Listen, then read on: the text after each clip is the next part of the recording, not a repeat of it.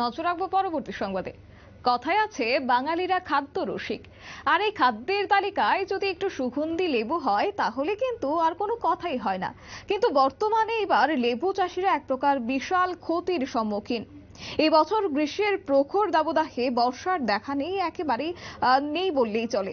এই গ্রীষ্মের দাবদাহে জনজীবন যেমন নাজেহাল, ঠিকই তেমনি বিভিন্ন ফসল উৎপাদনেও প্রচুর ক্ষতির সম্মুখীন হতে হয়েছে কৃষকদের।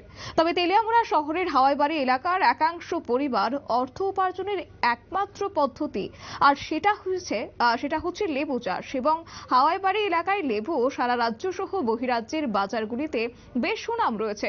কিন্তু এই বছর বৃষ্টির দেখা না মেলায় লেবু চাষে অনেকটাই ক্ষতির সম্মুখীন হয়েছে লেবু চাষিরা। এবছর লেবু চাষ কি রকম হচ্ছে বা এবছর লেবু চাষ করে চাষিরা কি রকম লাভবান হচ্ছে তা জানার জন্য সংশ্লিষ্ট প্রতিবেদকের গন্তব্যস্থল ছিল তেলিয়ামুড়া হাওয়াইবাড়ি স্থিত এক লেবু চাষির বাগানে। গোটা বিষয়কে ঘিরে ওনাদের কি বক্তব্য রয়েছে, চাষিরা কি বলছেন, শুনুন। বাড়ি বাড়ি হাওয়াইবাড়ি। আপনি মূলত কি করেন আপনারা? আমি তো এই লেবু টেবু বাগান করি, চাষ করি। আগে আমরা দাদু থাকতেই আমরা এই লেবু বাগান টাগান চাষ করে খাইতাম। আর দাদু পরে বাবা পরে ওই আমরা এখানে করতেছি। এই আমার হাওয়াইবাড়ি সবচেয়ে সেরা লেবু। অন্যান্য খান থেকে আমরা হাওয়াইবাড়ি থেকে প্রোডাক্ট বেশি হয়। এই হাওয়াইবাড়ি থেকে সবখানে যায় বা এখান থেকে আমরা এখান থেকে সবাই এই তারা সংগ্রহ করে এই লইয়াই আমরা এই সবাই লেবু বাগান লইয়াই আমরা এই হাওয়াইবাড়ি সবাই। কত বছর ধরে তোমরা করো এই লেবু বাগান?